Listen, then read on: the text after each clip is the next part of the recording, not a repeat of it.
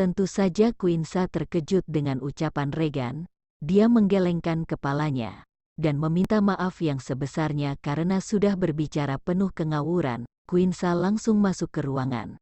Sebelumnya, ia menatap laptop dan mengerjakan apa yang harus dikerjakan. Regan menatapnya. Quinsa menunduk.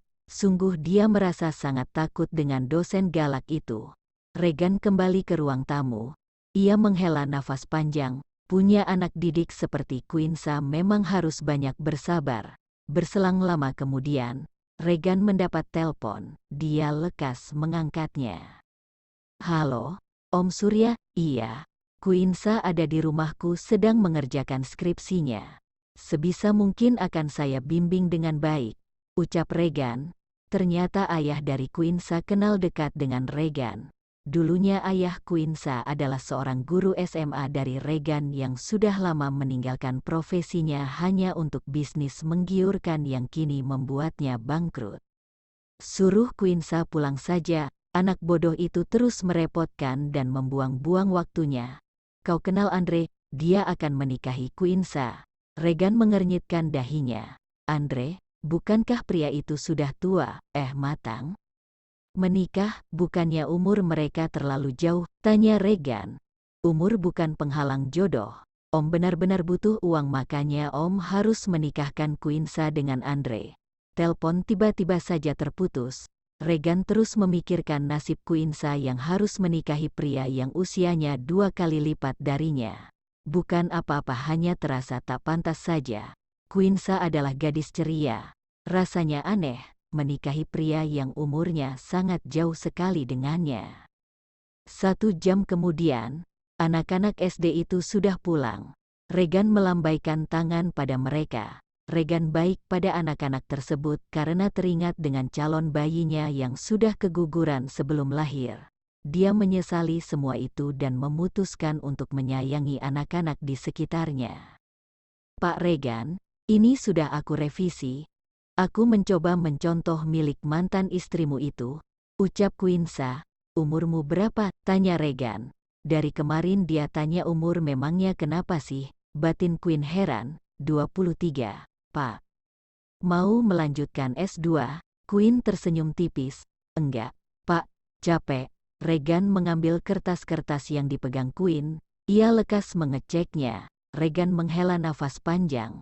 Hasilnya sama persis yang diberikan padanya.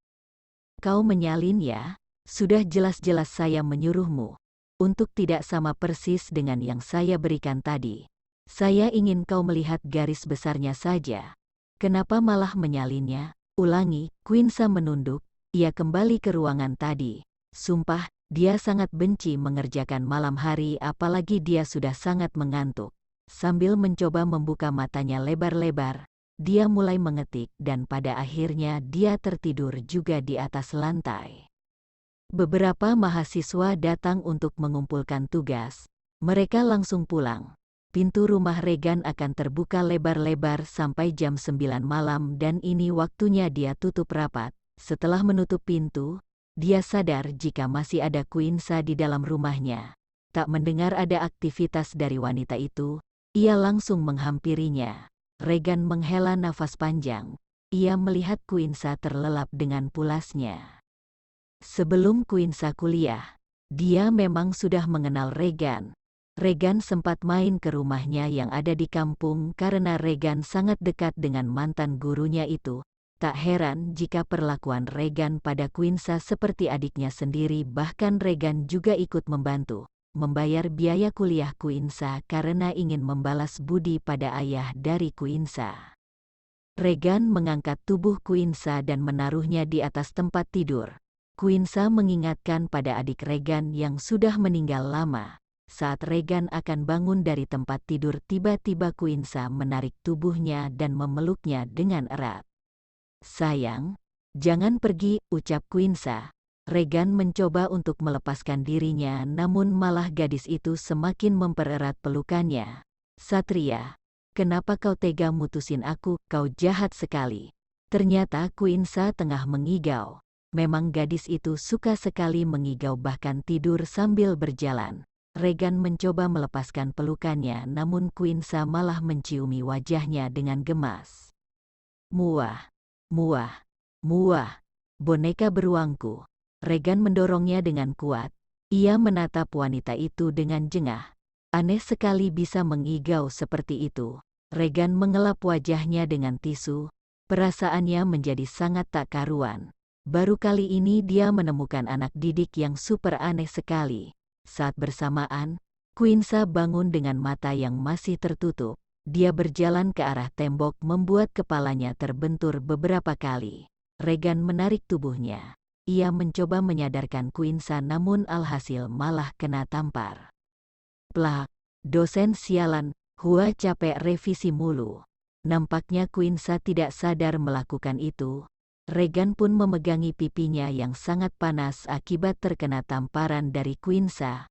Mungkin itu adalah perwakilan kekesalan dari seluruh mahasiswa yang bermasalah dengannya.